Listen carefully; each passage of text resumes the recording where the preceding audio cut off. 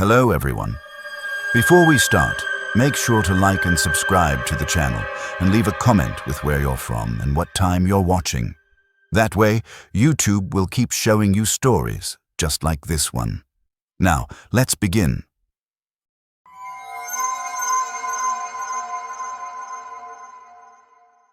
I took a job as a forestry surveyor back in 2019, working mostly in the mountains of eastern Tennessee. The pay was decent, and I didn't mind the isolation. Most days, I'd drive out to some coordinates, take measurements, mark trees, and head back before dark. Simple work, the kind that lets your mind wander without getting you into trouble. There was this one logging road I'd been assigned to survey, way out past a town called Cresswell. The map showed it as a seasonal access route, barely maintained, cutting through about 15 miles of old-growth forest. My supervisor told me to check the tree density along the roadside and document any significant changes from the last survey done in 2005. He mentioned, almost as an afterthought, that the previous surveyor had quit halfway through and never filed a complete report. I should have asked why. The drive-in took longer than expected. The road was worse than I thought, full of ruts and fallen branches. My truck scraped bottom twice before I even reached the survey markers. When I finally parked and got out, the silence hit me immediately. Not peaceful silence, but the kind that feels wrong, like the forest is holding its breath.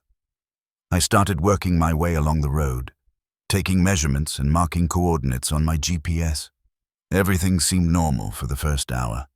The trees were dense, mostly oak and pine, with thick underbrush that hadn't been disturbed in years. I noted everything carefully, trying to work quickly so I could finish before the light started fading. That's when I found the first marker. It wasn't one of ours. Someone had carved a symbol into a tree trunk about 6 feet up, a circle with lines radiating outward like a crude sun.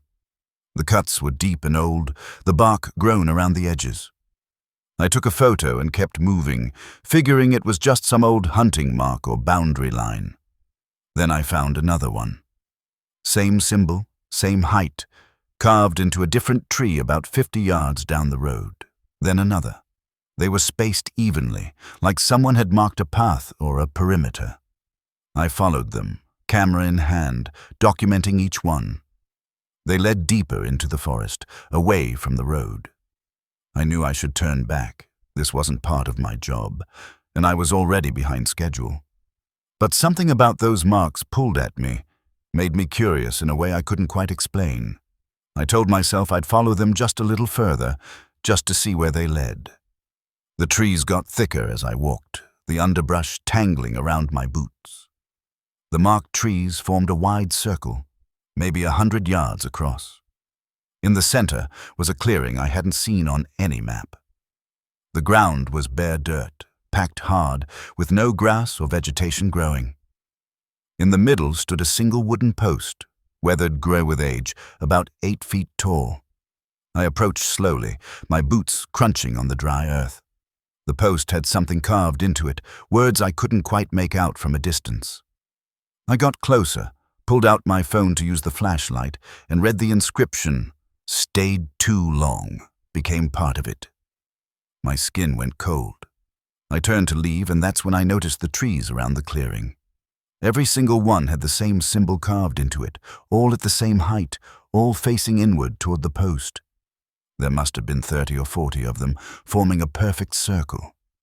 I started walking back toward the road, moving faster now, my surveyor's vest catching on branches. The sun was lower than I expected, the shadows stretching long between the trees. I could have sworn I'd only been gone 20 minutes, but my watch showed almost 2 hours had passed. The walk back felt longer. The forest seemed denser, the trees closer together. I kept checking my GPS, but the signal was weak, the arrow spinning without direction. I followed my own footprints in the soft earth, backtracking the way I'd come. That's when I heard it. A sound like wood creaking under pressure, slow and rhythmic, coming from somewhere behind me. I stopped walking, held my breath, listened. The creaking continued, steady as a heartbeat, getting louder. I didn't look back. I just started moving faster, my heart pounding in my chest. I made it to the road as the sun touched the horizon. My truck was right where I'd left it, covered in a thin layer of pine needles, like it had been sitting there for days instead of hours. I threw my equipment in the bed and got in, hands shaking as I tried to get the key in the ignition. The engine turned over on the third try. I put it in reverse and started backing down the logging road, too narrow to turn around. That's when I saw it in my rearview mirror. Standing at the edge of the tree line was a figure, too tall and too thin, its limbs hanging at wrong angles. It didn't move, just stood there watching as I drove away. I reported back to my supervisor the next day, told him the road was impassable and the survey couldn't be completed safely. He didn't argue, just marked it as inaccessible in the database. I never asked about the surveyor who quit in 2005, and he never brought it up. 3 weeks later, I was going through my photos from that day, getting ready to delete them. Most were just trees and markers, boring documentation shots. But the last photo, the one I took of the wooden post in the clearing, showed something I hadn't noticed before. In the background, just barely visible between the trees, was a figure. Same height, same wrong proportions, standing perfectly still. The time stamp on the photo showed 3:47 p.m. I'd taken it right before I left the clearing, right before I heard that creaking sound, which meant whatever that was, it had been there the whole time, watching me from the tree line while I stood in the middle of that circle reading the carved words on the post.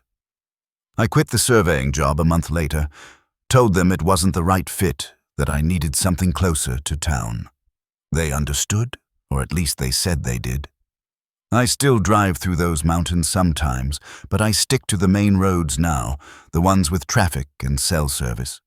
And I never stop, not even when the sun's still high and the forest looks peaceful and safe.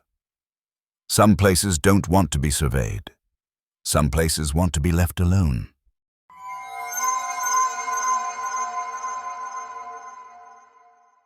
My lease ended in February, right in the middle of a cold snap that froze half of western North Carolina.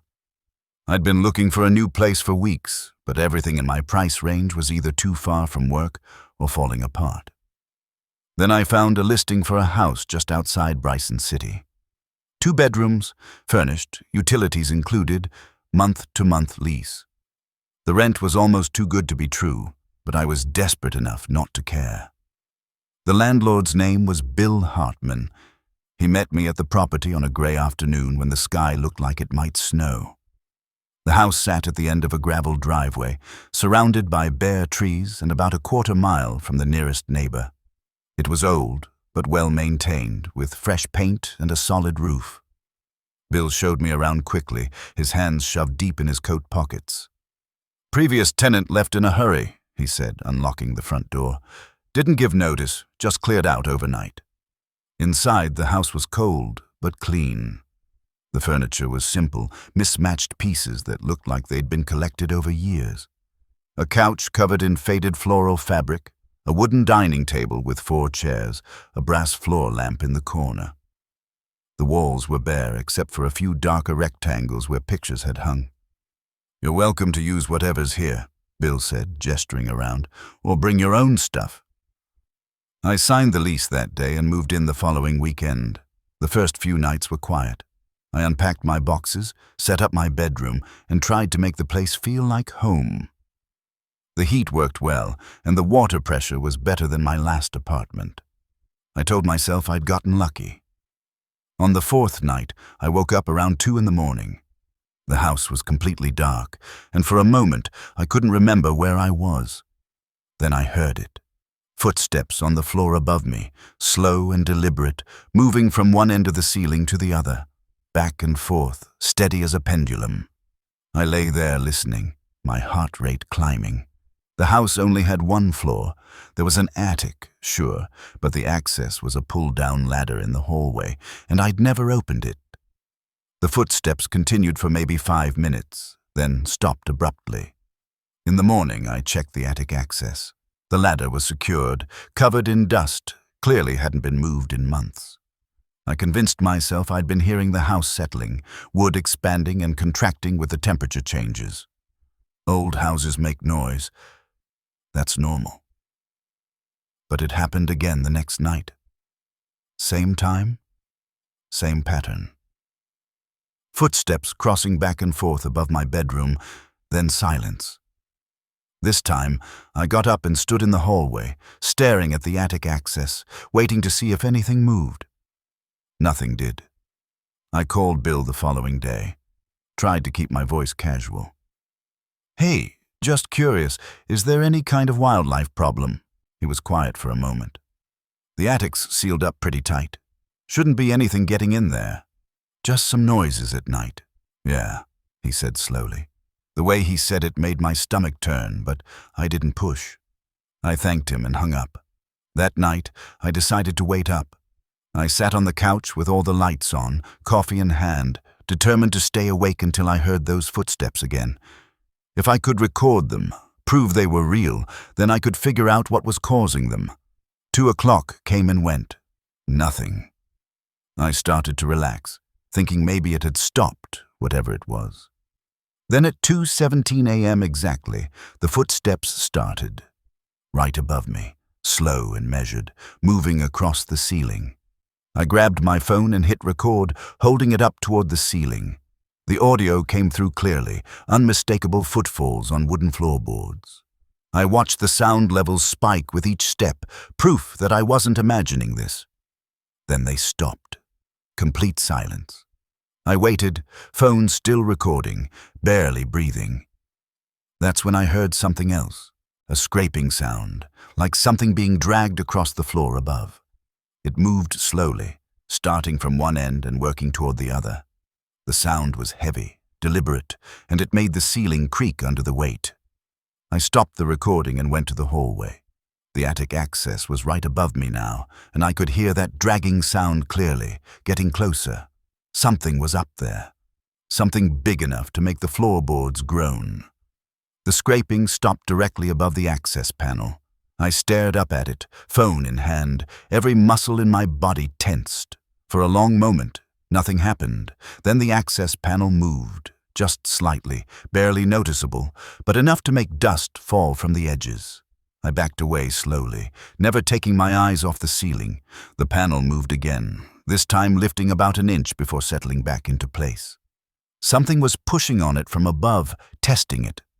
I didn't sleep that night. I sat on the couch with every light in the house on, watching that hallway until the sun came up. In the morning, I checked the access panel again. It was secure, latched properly, no signs of disturbance.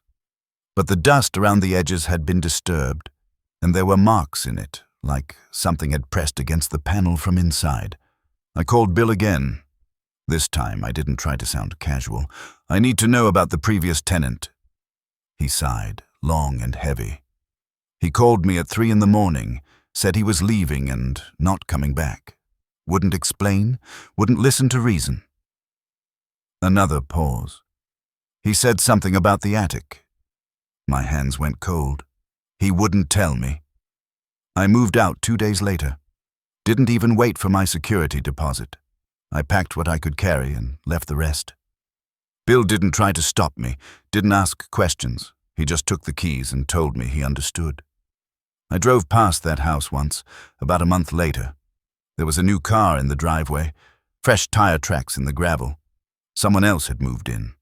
I wondered how long they'd last, how many nights it would take before they heard those footsteps, before they made the same mistake as the tenant before me. I hope they're smarter than I was.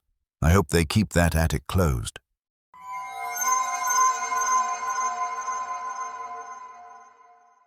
I was driving through eastern Kentucky late one night in January, coming back from a job interview that hadn't gone well. The interstate was empty, just me and the occasional semi-truck, and I was trying to make it home before I fell asleep at the wheel. My gas tank was sitting just above empty, that little warning light glowing orange on the dashboard. I took the next exit, following signs for fuel and food. The ramp led to a 2-lane road that cut through dense forest. No lights anywhere except my headlights.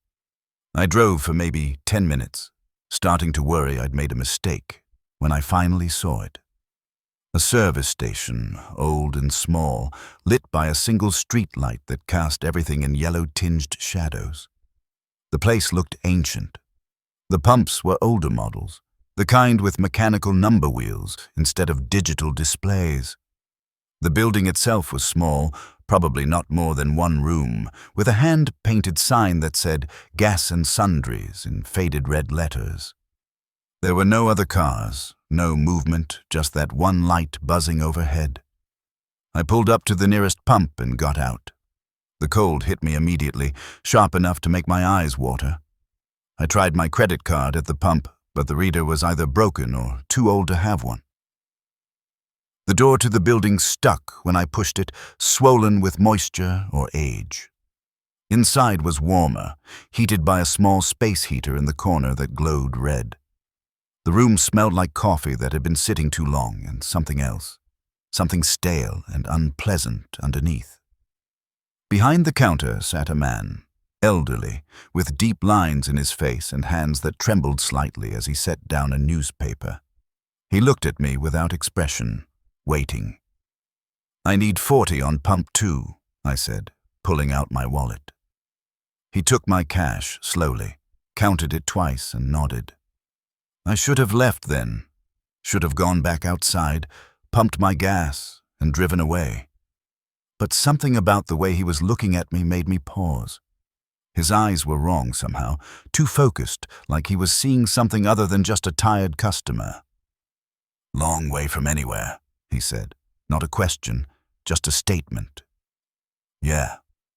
He folded the newspaper carefully, his movements precise. "Don't get many stops this late. Used to, back when this was the main route." I nodded, uncomfortable with the conversation, but not sure how to end it politely.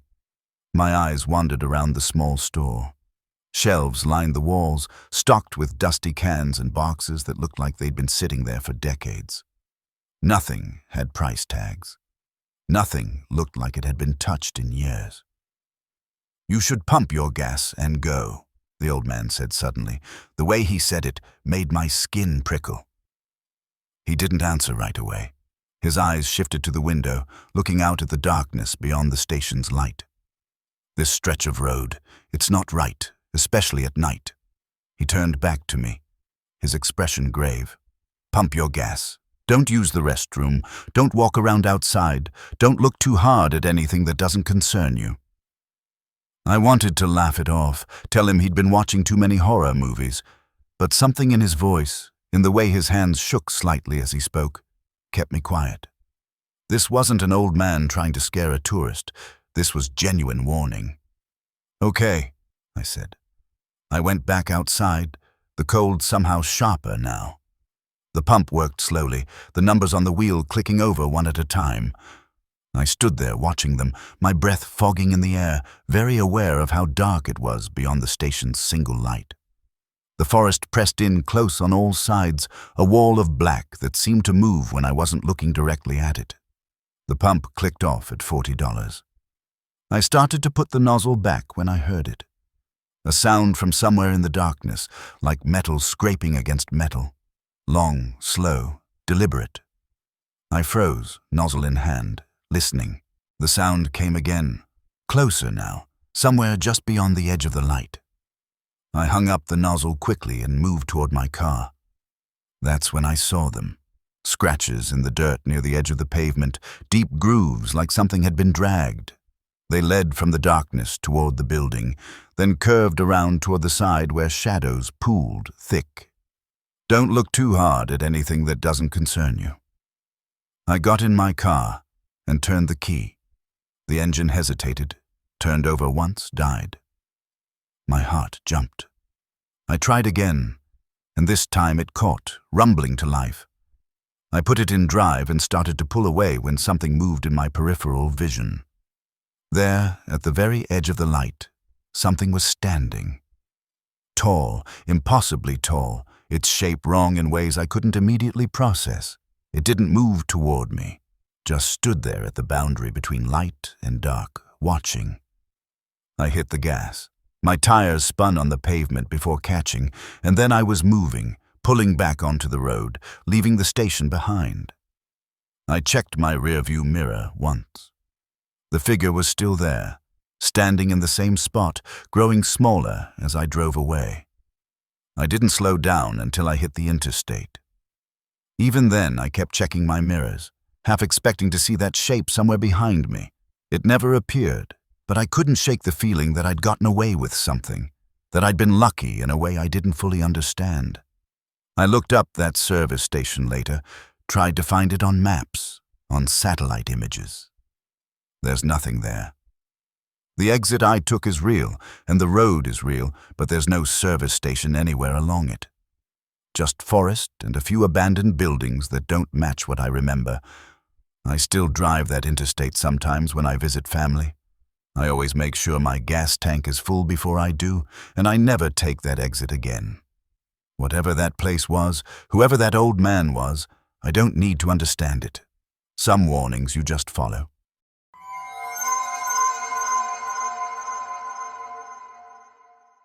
I've been hiking the Appalachian Trail in sections for about 5 years, working my way through Virginia and into Tennessee. Usually I go with friends, but that October I decided to do a solo weekend trip. The weather forecast was perfect, the trail conditions were good, and I needed the solitude. Just me, my pack, and 2 days of walking through fall colors. The section I chose was moderately trafficked, popular enough that I'd see other hikers, but remote enough to feel like wilderness. I started early on a Saturday morning, parked at the southern trailhead, and headed north.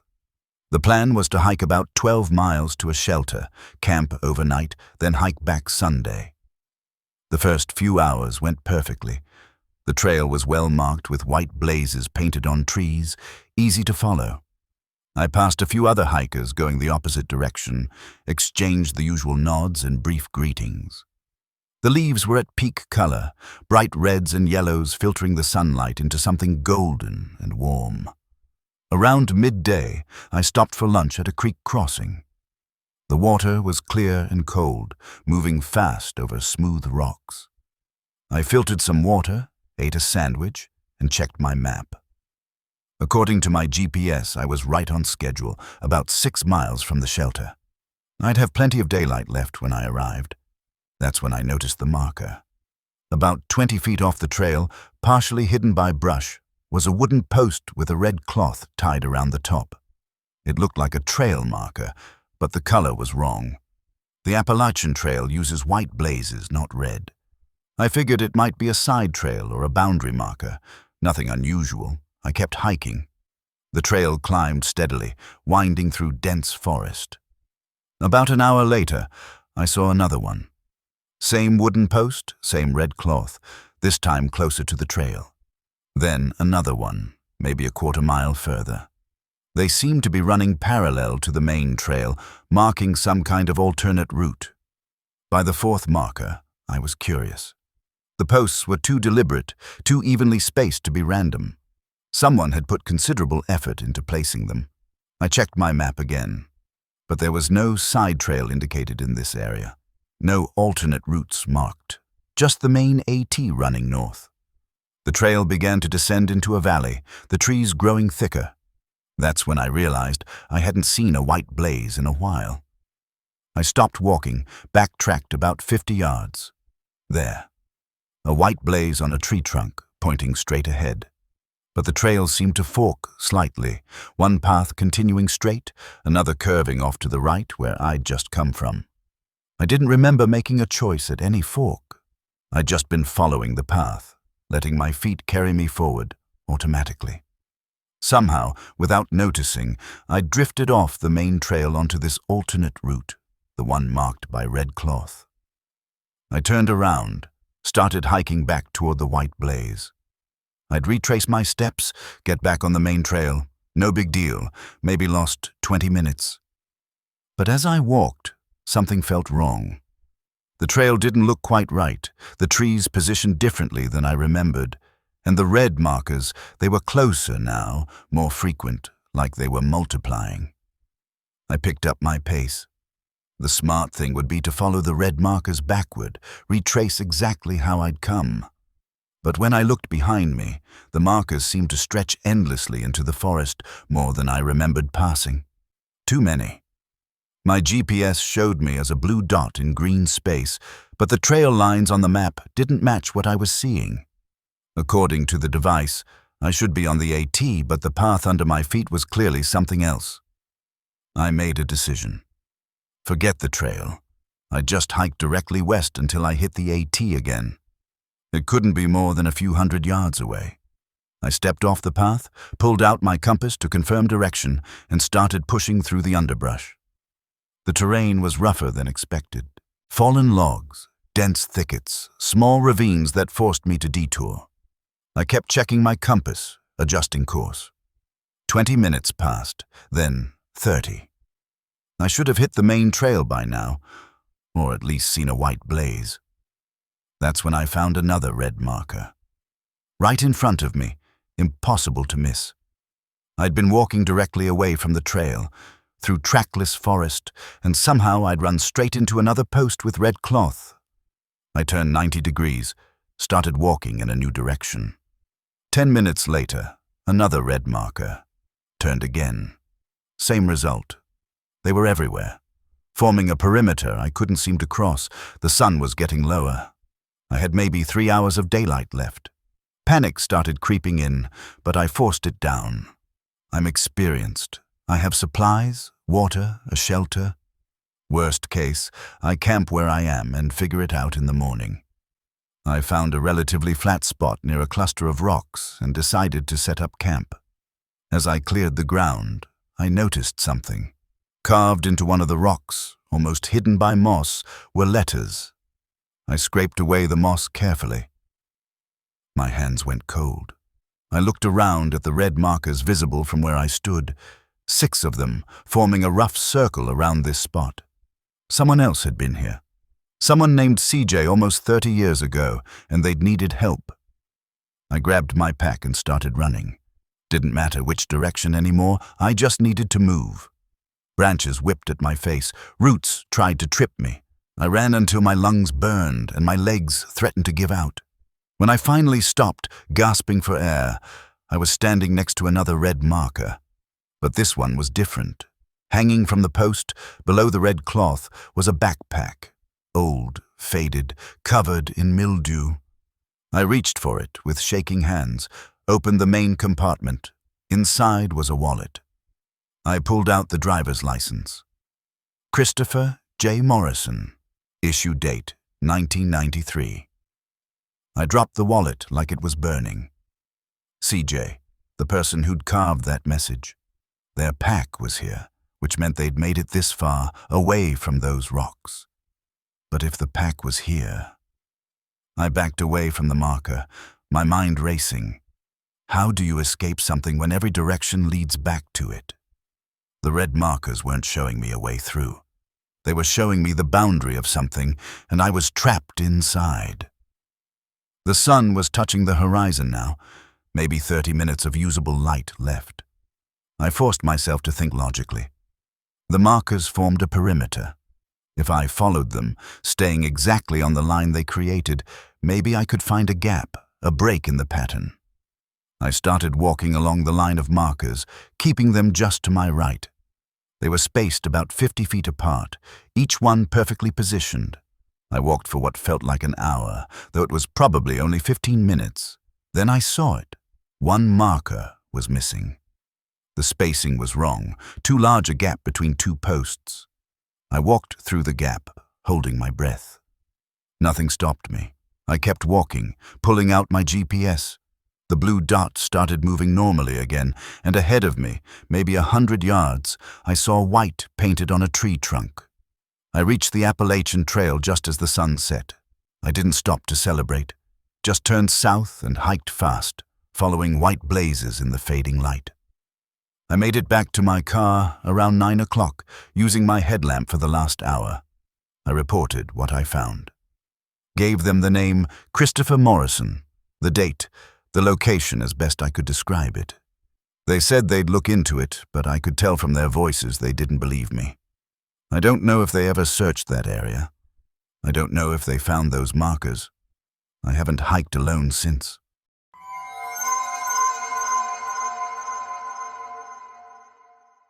I worked for the State Utilities Commission for 3 years, mostly desk work, processing paperwork for water rights and reservoir permits. But once every few months, I'd have to do site visits, checking on small dams and water control structures in remote areas.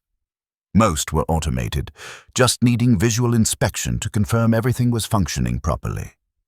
In November of that year, I got assigned to check on a dam way up in the mountains of West Virginia. According to the records, it had been built in the 1960s as part of a flood control project, creating a small reservoir that supplied water to a few rural communities downstream. The last inspection had been 3 years prior, which was longer than recommended. The drive took most of a day. The roads got progressively worse as I climbed into the mountains, eventually turning to gravel, then to dirt barely wide enough for my truck. The GPS lost signal about 5 miles from the site, but I had printed maps and kept following the road as it switchbacked up the mountainside. The dam appeared suddenly as I came around a curve. It was smaller than I'd expected, maybe 40 feet high, concrete and steel spanning a narrow gorge. The reservoir behind it stretched back into the trees. Water dark and still. On the near side of the dam was a small structure. A keeper's house, according to my maps, though I'd assumed it was abandoned. I parked and got out, carrying my clipboard and camera. The air was cold and smelled like pine and old water. The dam itself looked in decent shape from a distance, no obvious cracks or damage. I walked across the top, checking the guardrails and making notes, taking photos for my report. That's when I noticed smoke coming from the keeper's house chimney. Someone was living there. I checked my paperwork again. Nothing mentioned a keeper position. The dam was supposed to be automated, the house maintained only as an emergency shelter. Yet smoke rose steadily from the chimney, and as I got closer, I could see curtains in the windows, wood stacked neatly by the door. I knocked. After a moment, the door opened. An old man stood there, thin and stooped, with a white beard and eyes that were almost colorless. He looked at my uniform, my clipboard, and nodded slightly. "Inspection day," he said, not a question. "Yes, sir. I'm with the Utilities Commission. Just need to do a quick check of the dam and the control mechanisms. Been here since they built it," he said. That didn't match any records I'd seen, but I didn't argue. Some of these old-timers had arrangements dating back decades, grandfathered into new systems. He stepped aside, gesturing me in. The house was small, just 2 rooms that I could see. Simple furniture, a wood stove burning hot, and everywhere dozens of notebooks. They lined the shelves, stacked on the table, piled in corners, old composition books with dates written on the spines. "Those are my logs," he said, seeing me look. "Water levels, weather, maintenance performed." "That's thorough," I said, genuinely impressed. He led me to a door at the back of the house. Beyond it was a room full of old equipment, gauges and levers, pressure meters with needles that trembled slightly. Everything was mechanical. No computers or digital displays, but it was clean and well-maintained, clearly checked regularly. I took my measurements, made my notes. Everything was functioning within normal parameters. The water level was good, the spillway gates operational, no signs of structural stress. I should have been pleased. Quick inspection, everything in order. I could head home, but something was bothering me. I turned to the old man. "Don't you ever leave?" "Can't leave," he said simply. "But the system's automated. These gauges, they're just backup." He shook his head slowly. "No, sir." The way he said it made my skin crawl. He walked to one of the windows, looked out at the reservoir. This dam, it wasn't just built. It was made proper, the old way. Things were done when they poured the foundation, before they brought in the engineers and their machines. I wanted to laugh, to dismiss it as the rambling of an isolated old man, but his expression was deadly serious, and the room suddenly felt colder. "I don't understand," I said. He turned back to me. "Just know that someone has to be here, watching, making sure the balance holds. I've done it for 58 years. He looked at me for a long moment, those pale eyes measuring. I finished my inspection quickly after that, eager to leave. As I walked back to my truck, I glanced at the reservoir. The water was completely still, not a ripple despite the wind blowing through the trees. It looked deep, much deeper than 40 feet of dam height would suggest. I drove away as the sun was setting, watching the keeper's house in my rearview mirror until it disappeared around a curve. That night, safe in a motel 50 miles away, I looked up everything I could find about that dam. The construction records, the original permits, news articles from the 1960s. I found one article from 1965, just a few paragraphs in a local paper. During construction, there had been an accident. A worker had fallen into the wet concrete of the foundation and couldn't be retrieved before it set. The project continued after a brief delay. The worker's name was listed as Joseph Kern, age 32. I pulled up the topographic maps, the original survey documents. The dam was built in a location that locals had apparently opposed, though the details were vague. Something about old stories, warnings from earlier generations, the kind of thing that gets dismissed as superstition. I filed my report, marked everything as satisfactory, but I included a note recommending that someone verify the keeper's status, check on his welfare. 2 weeks later, I got a response. They'd sent someone out. The house was locked, no one home, no signs of recent habitation. The control room was dusty, clearly unused for years. But my photos showed smoke from the chimney, showed the old man in several shots, standing in the background, watching. The commission marked it as an administrative error, said I must have visited a different location. I know what I saw. I have the photos to prove it, and 6 months later, when I checked the inspection records, someone had visited the dam again. The report was signed by a name I didn't recognize, dated 3 months after my visit. At the bottom, someone had added a handwritten note. Keeper on site, appears elderly but healthy. I transferred to a different department after that. Requested desk work only, no field inspections. They approved it without question. I never went back to that dam, never followed up on those reports, but sometimes, late at night, I wonder who the next keeper will be. The old man can't live forever, and someone has to watch the water. The water decides, he'd said. I just hope it doesn't decide on me. If you're still listening, you probably enjoy stories like this. A like or a comment helps keep them alive.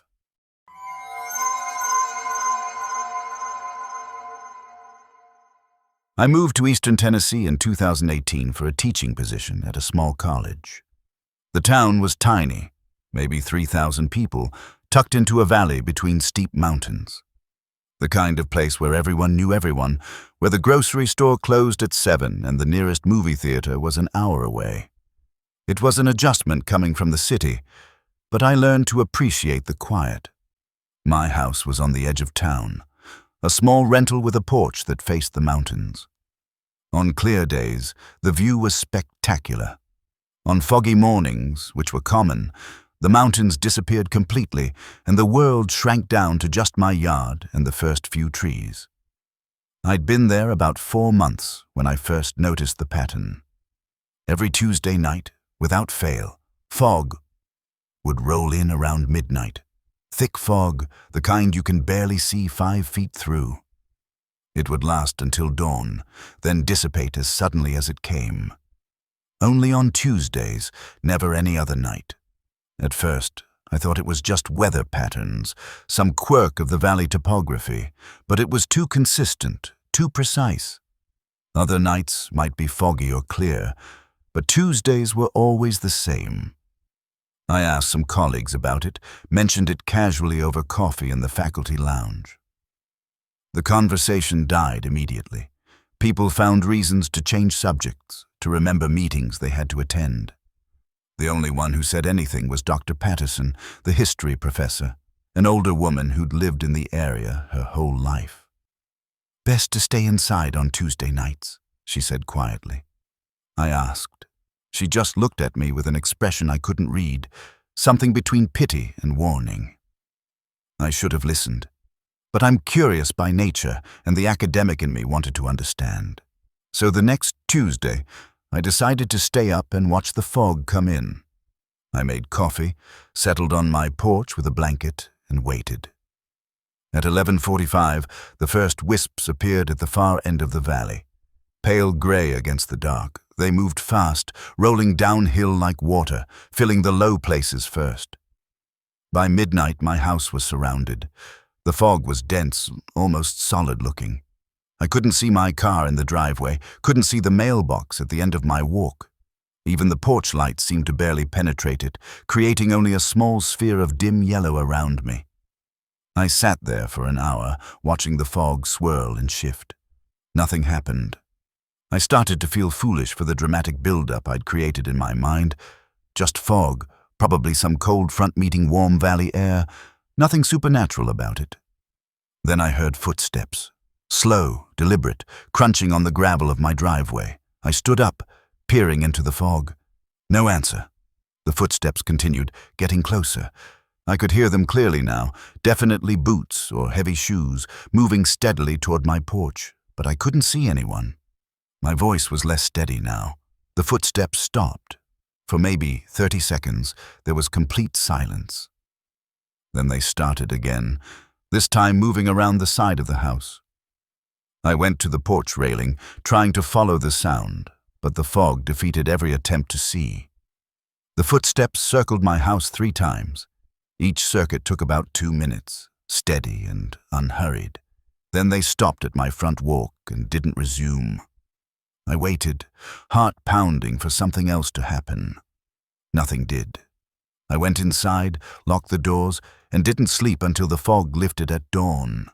The next Tuesday, I decided to stay inside from the start, kept all the curtains closed like Dr. Patterson had suggested. I sat in my living room with the TV on, trying to ignore whatever was happening outside. Around 12:30, I heard them again. Footsteps, multiple sets this time, moving around my house. They didn't sound threatening exactly, just present, circling. Sometimes they'd pause, and I'd hear other sounds. Soft tapping on windows, scratching at the door, voices murmuring too low to make out words. This continued for hours. I sat, frozen on my couch, afraid to move, afraid to look outside. At some point, I must have fallen asleep despite the fear because I woke up to sunlight and silence. I asked Dr. Patterson about it the next day, described what I'd heard without making it sound too dramatic. She listened quietly, then took me to her office and closed the door. "There's history here," she said. "Old history. From before the town was incorporated. This valley used to be Cherokee land, and before that, something else." "That sounds like folklore," I said, trying to be diplomatic. "Maybe, but people here take it seriously for a reason. On Tuesday nights, when the fog comes, things walk that shouldn't be walking. They mean no harm if you leave them alone, but they don't like being seen." She was quiet for a moment. "I don't know." I wanted to dismiss it, to find a rational explanation, but I couldn't deny what I'd heard, the precision of the timing, the way everyone in town skirted around the topic. The following Tuesday, I broke my own better judgment. I had to know. I waited until the fog rolled in. Then I opened my front door, just a crack, and looked outside. The fog was there, thick as ever, but it wasn't empty. Shapes moved through it, dozens of them, walking slowly down the street. They were human-sized, but wrong somehow. Their movements too smooth, their proportions slightly off. They drifted more than walked, feet barely touching the ground. One of them paused near my mailbox. I couldn't see details, just a darker shape against the gray. It turned slowly, and I knew it was looking at my house, at the crack in the door. I couldn't see eyes, but I felt them, felt the weight of that attention. I closed the door as quietly as I could, locked it, and backed away. For the rest of the night, something stood on my porch. I could hear it there, not moving, just standing. Occasionally, it would shift its weight, making the boards creak. It stayed until the fog lifted. In the morning, there were marks on my door, long scratches in the wood, deep gouges like someone had dragged their fingernails down it. 3 parallel lines from top to bottom. I reported it to the police as vandalism. They came, took photos, wrote a report. The officer, a local guy named Marcus, looked at the scratches for a long time. He asked. I nodded. He didn't say anything else, just finished his report and left. No one ever followed up. I only broke the rule once more. 2 months later, on a Tuesday night, I heard my name being called from outside. Not shouted, just spoken normally, but I could hear it clearly through the closed windows. My name, repeated over and over, moving around the house. I recognized the voice. It sounded like my sister, who died in a car accident when we were teenagers. I knew it wasn't her. I knew it was something else, something using her voice. But the grief, the old longing to hear her again, it nearly pulled me to the door. I sat on the floor with my hands over my ears, tears streaming down my face, while that voice called to me until dawn. I finished out the academic year. Then I resigned. Told them I'd gotten a better offer elsewhere. Moved back to the city where fog is just fog and Tuesday nights are no different from any other. But sometimes, on quiet nights when I'm alone, I hear my sister's voice calling my name. Just once, faint, like it's coming from very far away. And I remember those shapes moving through the fog, remember how one of them turned to look at me. I never answer when I hear my name.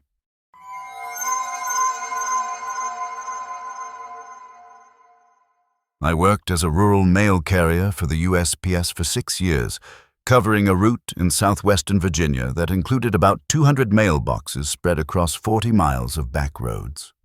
Most of my customers I knew by name, their dogs, their habits. You get to know people when you're the one who brings their mail 6 days a week. There was one address on my route that always bothered me. Not because of anything obvious, just a feeling I couldn't shake. The house was about 30 miles out, at the end of a long dirt driveway, barely visible from the road. The mailbox was standard, nothing unusual about it, but every time I pulled up to deliver, something felt wrong. The mail for that address was always strange, not the quantity, there wasn't much, maybe 3 or 4 pieces a week. But the contents. All hand-addressed envelopes, no return addresses, postmarked from tiny towns I'd never heard of. No bills, no catalogs, no unk mail, just those letters.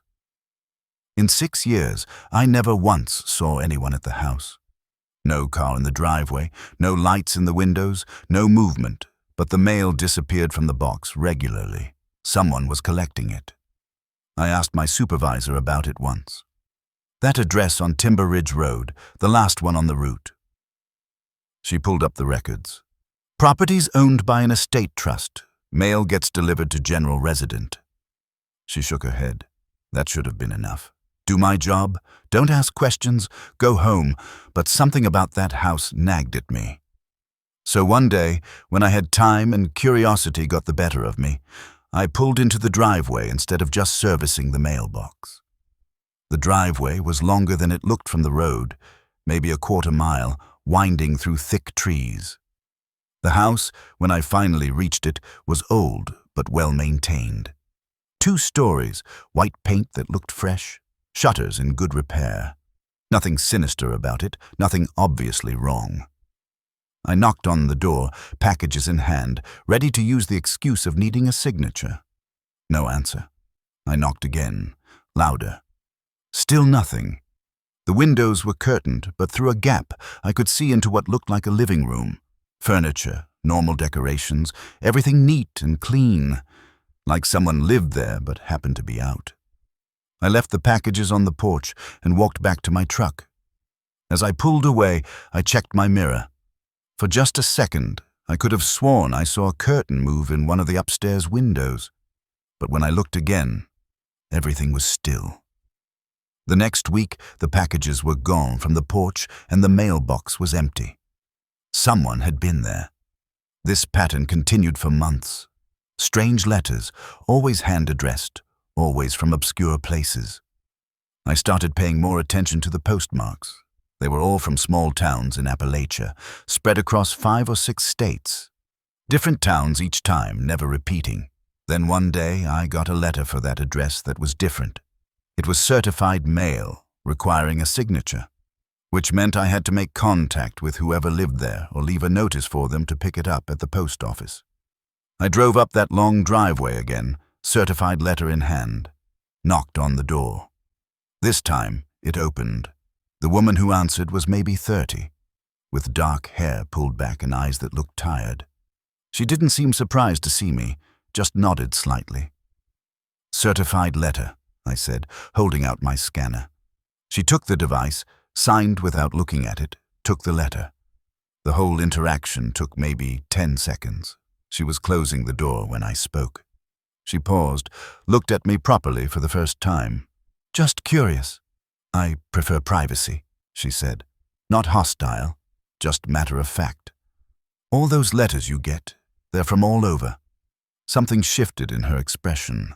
Not anger, something else. Fear, maybe, or resignation. She started to close the door again. I don't know what made me push, but I did. "Are you okay?" She laughed, a short, bitter sound. "You can't help. No one can." She looked at me for a long moment, like she was deciding something. Finally, she spoke. "Those letters, they're instructions, places I have to go, things I have to do. I fulfill them, and they leave me alone for a while. I don't know. This started when I was a child. I inherited the house and the obligation that comes with it. If I ignore the letters, bad things happen. Not to me, to people around me." "That's crazy," I said. "And tell them what? That I get mysterious letters telling me to leave offerings at crossroads, or bury objects in specific locations, or perform rituals I don't understand?" She shook her head. "Nothing harmful, at least not that I can see. But they have to be done exactly right, at specific times." I didn't know what to say. She saw my expression and smiled sadly. "You think I'm crazy. That's fine. Just please, keep delivering the mail." She closed the door. I stood there for a moment, then walked back to my truck. I should have reported it, should have told someone, but who would believe me? And what crime was being committed? A woman voluntarily following instructions from anonymous letters?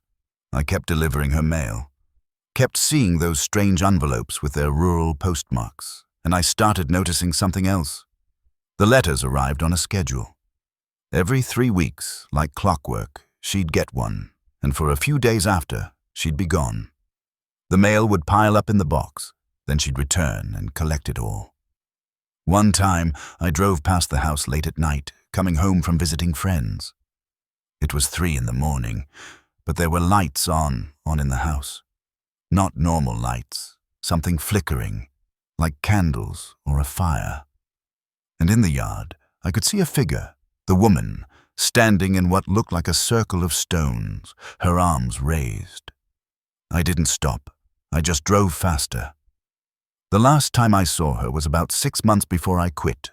I was delivering her mail, just dropping it in the box like usual, when she came walking down the driveway. She was covered in mud, her clothes torn, but she was smiling, really smiling, the first genuine happiness I'd seen on her face. "Good news," she said. "I found someone to take over. The duty, the obligation. Someone else agreed to live in the house, to receive the letters and follow the instructions." She didn't answer, just took her mail and walked toward the house. I watched her go, feeling uneasy. 3 weeks later, the mail for that address changed. Different name, but same general resident designation. The letters still came, same strange postmarks, same hand-addressed envelopes. I transferred to a different route after that. Told my supervisor I wanted something closer to town, easier hours. She didn't question it. But sometimes I drive past that road, see the mailbox at the end of that long driveway, and I wonder who's in the house now, who's opening those letters, who's following whatever instructions they contain. And I wonder what would happen if those letters stopped being followed.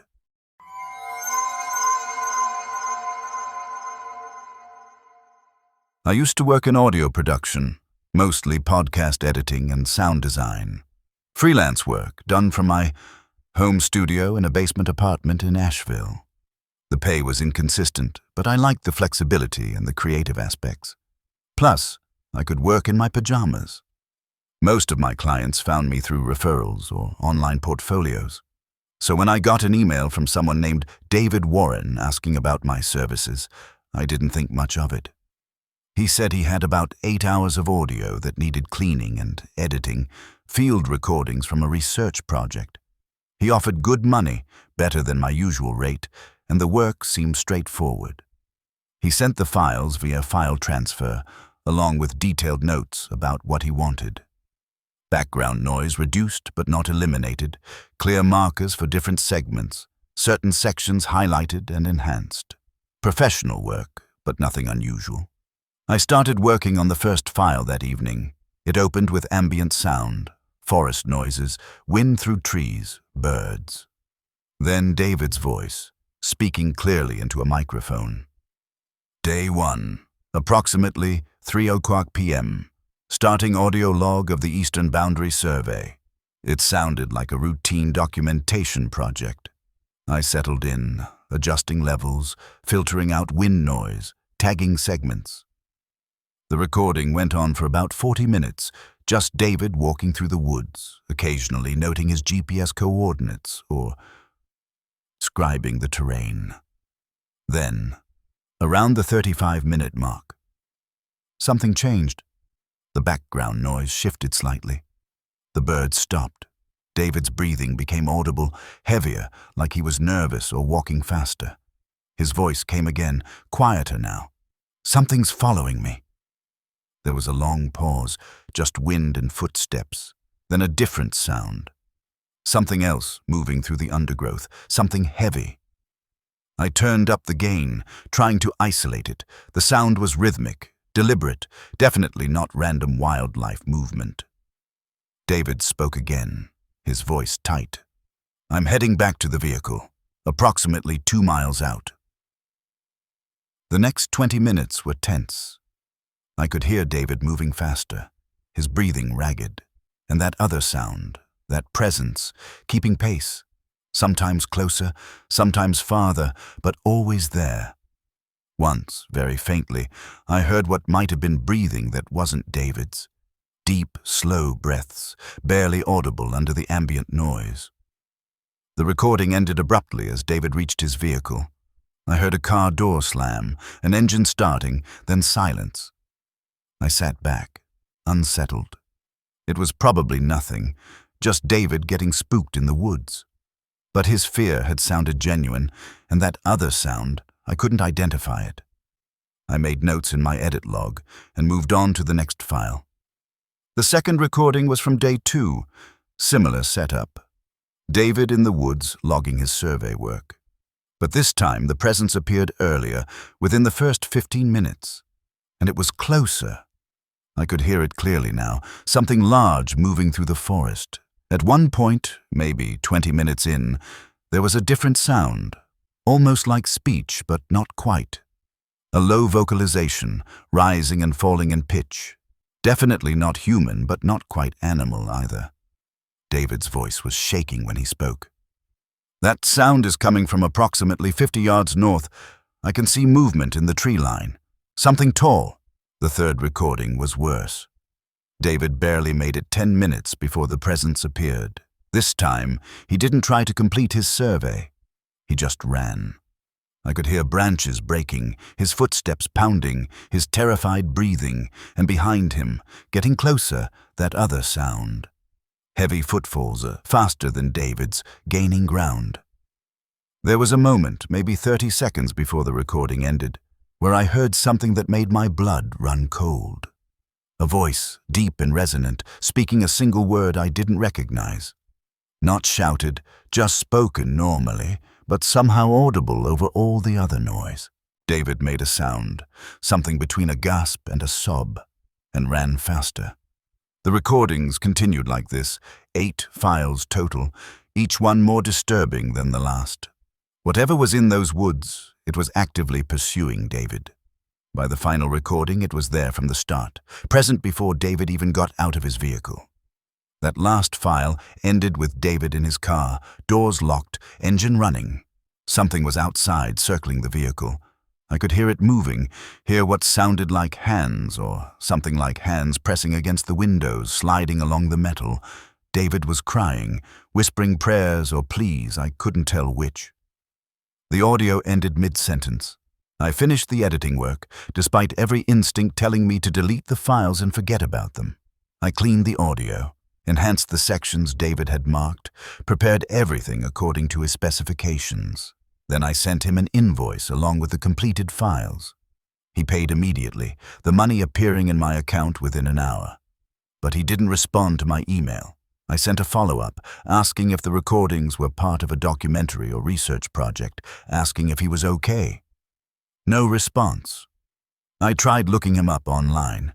David Warren was a common name, and I found dozens of possibilities, but combined with keywords from his recordings, references to surveying and research in Appalachia, I found something. A news article from a month prior. Local researcher missing after failing to return from fieldwork. The name was David Warren. The description matched the voice from the recordings. He'd been conducting a survey of wildlife patterns in a remote area of national forest. His vehicle had been found abandoned at a trailhead, doors open, personal effects inside. No signs of struggle, no trace of David.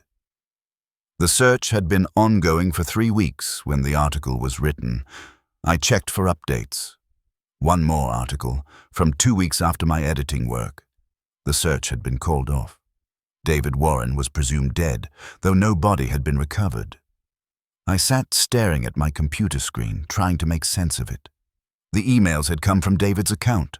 The payment had come through, but if he'd been missing for weeks, if he was presumed dead, who had sent me those files? I checked the email headers, traced the IP address. It came back to a location in the national forest, the same area where David had disappeared. Not a town, not a building, just a set of coordinates in the middle of the wilderness. I should have reported it, should have given the recordings to the authorities. But I didn't. I backed them up to an external drive, encrypted the files, and tried to forget about them. Except I couldn't. The sounds from those recordings, they stuck with me. Especially that voice, that word spoken in a language I didn't recognize. I found myself thinking about it at odd moments, trying to remember exactly how it sounded. Then, 2 weeks after I'd finished the editing, I got another email from David's account. No text, just an attachment. I almost deleted it without listening.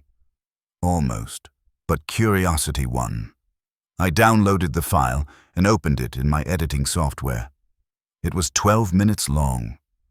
Just ambient forest noise for the first 8 minutes. No voices, no movement. Then that sound, that presence, moving through the woods. Getting closer, at the 10-minute mark, David's voice. But wrong, somehow, off in pitch and cadence. Speaking that same language I'd heard before, those strange words flowing smoothly like he'd spoken them all his life. The recording ended with silence. Not natural silence, but the complete absence of sound, like every piece of audio had been stripped away, leaving only void. I deleted the file immediately. Deleted the email, cleared my trash, ran a disk wipe on that section of my drive.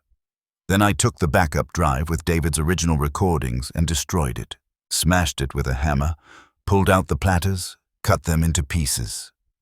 I don't do audio work anymore. I switched careers completely, got a job in retail management. It's boring, and the pay is worse, but I don't have to listen to things that shouldn't exist, don't have to wonder what happened to David Warren in those woods. Sometimes, late at night, when everything's quiet, I hear that voice again. speaking words I don't understand but somehow feel like I should. And I wonder if David is still out there in the forest, if he's still recording, if he's still trying to document whatever found him. I hope I never find out.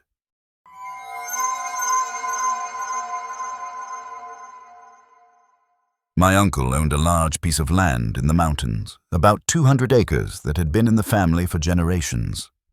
Most of it was just forest, too steep and rocky to develop, but there was a flat section near the road where he'd built a small cabin. He used it for hunting season, maybe 2 weeks a year. The rest of the time it sat empty. When he got sick, he asked if I'd drive up and check on the place. The roof was new and he wanted to make sure it was holding through the winter. I was between jobs and had time, so I agreed. The drive up took most of a day, winding through mountains on roads that got progressively smaller. The cabin was exactly as he'd described it. Small, sturdy, set in a clearing with forest pressing close on 3 sides. I checked the roof, confirmed it was sound, then decided to spend the night rather than drive back in the dark. That evening, I walked the property line. My uncle had mentioned the boundaries, said they were marked with old survey stakes and painted blazes on trees. He wanted me to check them, make sure no one had encroached or cut timber on his land. I found the markers easily enough on the north and east sides. Old iron stakes with faded orange tape, paint blazes facing inward to show his property. But when I reached the west boundary, something was wrong. The survey line ran along the top of a ridge clear enough, but on the other side of the boundary, in what should have been national forest, there were structures, not buildings, exactly, more like arrangements. Stacks of stones, patterns of sticks, objects hanging from branches. They looked deliberate, placed with purpose, forming a line that ran parallel to the property boundary. I crossed over, curious. The structures were strange up close. The stones were stacked impossibly high without mortar, some balancing on single points. The stick patterns were geometric, precise, forming shapes I didn't recognize. And the hanging objects, they were bones. Animal bones, I assumed, bleached white and strung on what looked like sinew. It felt like a boundary marker, but not any kind I'd seen before. Like someone was warning people away, defining territory. I took photos, planning to show my uncle and maybe report it to the Forest Service. Walked along the line for maybe 100 yards, noting each structure. They were evenly spaced, about 20 feet apart, continuing further than I could see. As the sun started setting, I headed back to the cabin. I'd ventured maybe a quarter mile past the property line, and the walk back took longer than expected. The forest seemed denser, the light fading faster than it should. I made it to the cabin as full dark set in, locked the doors, started a fire in the stove, tried to shake the uneasy feeling those structures had given me. I kept thinking about their precision, the effort it would have taken to place them, and the bones, so many bones. Around midnight, I heard it, a sound from outside, from the west side of the cabin, facing the boundary. Rhythmic tapping like stone on wood, slow and steady, maintaining a precise beat. I went to the window, looked out. The clearing was dark, just shapes and shadows, but at the edge, where the forest began, I could see movement. Something pale reflecting the moonlight. I grabbed the flashlight and shined it toward the movement. The beam caught one of those stone structures, but it wasn't where I'd seen it before. It was closer now, maybe 50 feet from the cabin, on my uncle's property. I swept the flashlight along the tree line. More structures, all of them closer than they should be. The boundary line had moved, or whatever marked that line was crossing it. The tapping continued, coming from multiple directions now, surrounding the cabin. I turned off the flashlight, afraid to draw attention, and backed away from the window. For hours, I sat in the dark, listening to that sound. It never got louder or faster, just maintained its rhythm. Tap, tap, tap, stone on wood. Getting closer. At some point near dawn, it stopped. Silence replaced it, so absolute it was almost worse. I waited until full light before going outside. The structures were everywhere. Dozens of them scattered across the clearing, some within 10 feet of the cabin. They'd been placed during the night while I was inside, without making any sound except that tapping. I didn't investigate. I just got in my car and left. Drove straight through, 12 hours without stopping. I called my uncle from home, told him there was vandalism on the property, someone leaving trash and structures on his land. I didn't mention the bones or how they'd moved or that tapping sound. Just said he should probably report it to the sheriff. He called me back 2 days later, said the sheriff had driven out, confirmed there were strange structures, but they were all on national forest land, not on his property, right at the boundary line where they should be. I asked. No, the deputy said they've been there for years, some kind of folk art project someone maintains. I didn't argue. But I have the photos from that night. I took pictures in the morning before I left. Documentation of those structures in the clearing. Proof they'd crossed the line. Except when I look at the photos now, they're different. The structures are in different positions back at the boundary where they belong. The timestamps are correct, the metadata unchanged. But the images show something other than what I remember. I think about that sometimes. About boundaries and what marks them, about territory and what defines it. My uncle never went back to that cabin. He sold the property a year later, didn't even visit it again before the sale. Said he was getting too old for mountain property. But I heard him once, talking to my aunt when he thought no one was listening. He said the cabin felt wrong now, like something had claimed it, like the boundary had shifted and his land wasn't his anymore. I don't know what those structures mean. I don't know who maintains them or why. But I know this, whatever marked that boundary, it's not fixed. It moves when it wants to, crosses lines that shouldn't be crossed. And once it does, there's no pushing it back.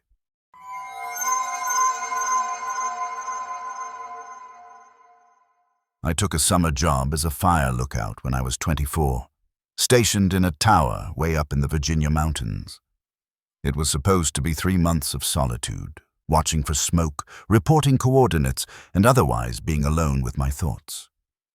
The pay wasn't great, but the state provided housing, and I needed the break from normal life. The tower was old, built in the 1960s, a metal structure 60 feet high with a small cabin at the top. Inside was just enough room for a bed, a desk with the radio equipment, and a tiny kitchen area. The windows wrapped all the way around, giving a 360-degree view of the forest canopy stretching for miles. My supervisor, a grizzled ranger named Tom, drove me up the service road that first day. He helped me carry supplies up the stairs, showed me the radio system, and gave me a laminated list of protocols for reporting fires. "You'll be alone up here," he said. "Closest tower is 15 miles east. Closest road is the one we drove in on, 5 miles down." "Sounds perfect," I said, meaning it. He looked at me seriously. "There's one rule that's not on the protocols list. At night, keep the lights off in the tower. Just don't. Every lookout who's broken that rule has requested transfer within a week." He left before I could ask more questions. I watched his truck disappear down the mountain, then climbed back up to start my watch. The first week was peaceful. I'd scan the horizon every 15 minutes with binoculars, log weather conditions, read books in between. The sunrises were spectacular, the sunsets even better.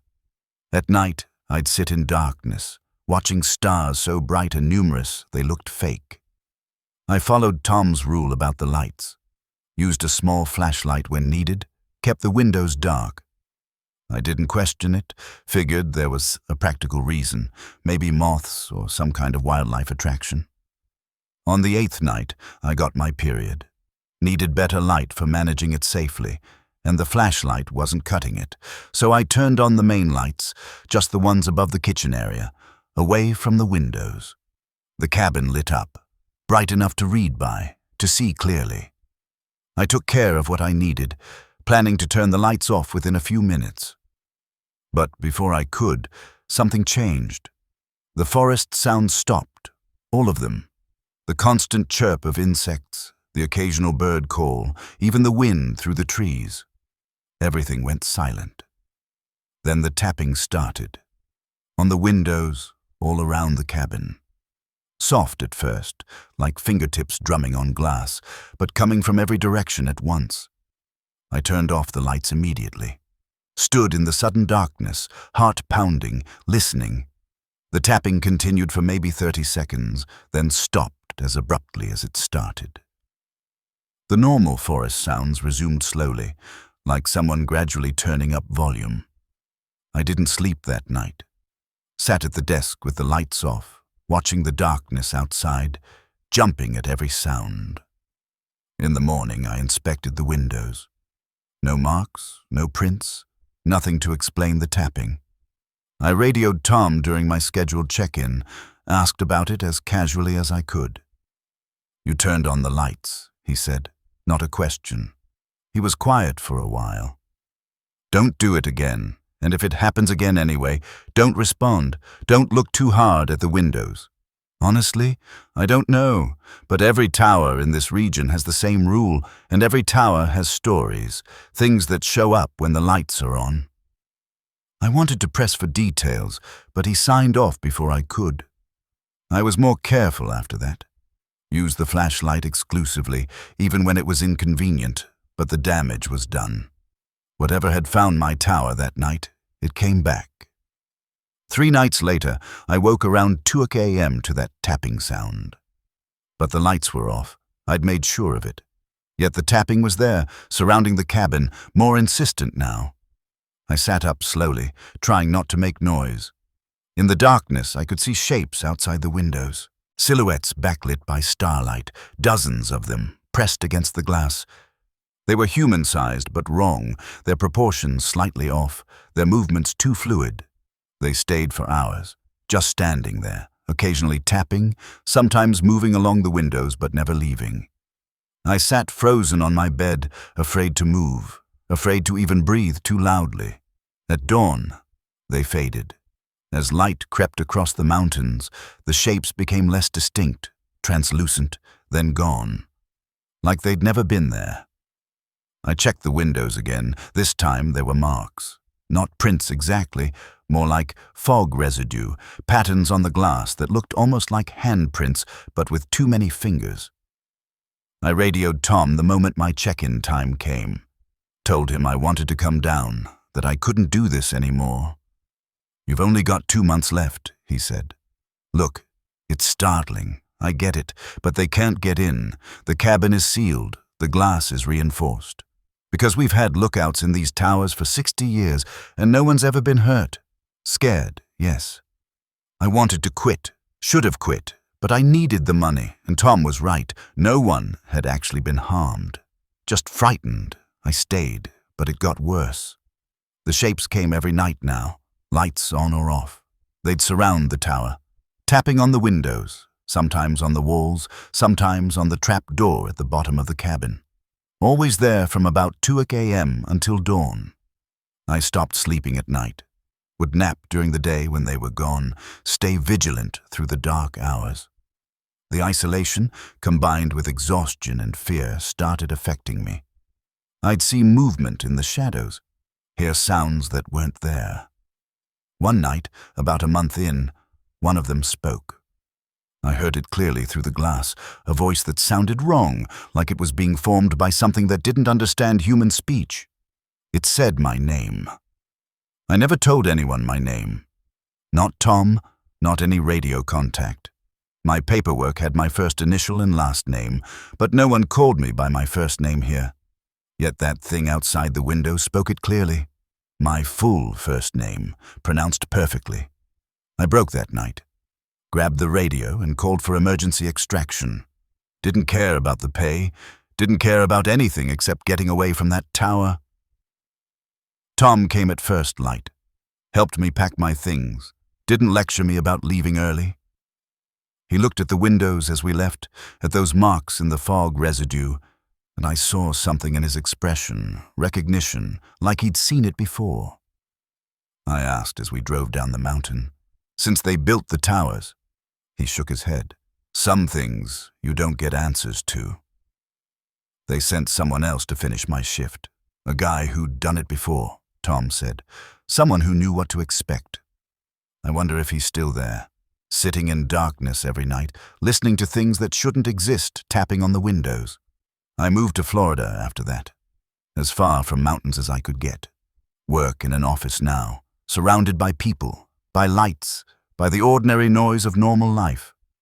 But sometimes, in the quiet moments before sleep, I hear it. Tapping on the window of my apartment, just once or twice, soft and careful. And I remember those shapes pressed against the glass, remember my name being spoken by something that shouldn't know it. I never open my curtains at night anymore, never look to see what's out there. Some things you just learn to avoid. Some say it ended that night, but I still wake up screaming. Thanks for listening, if you made it through the darkness.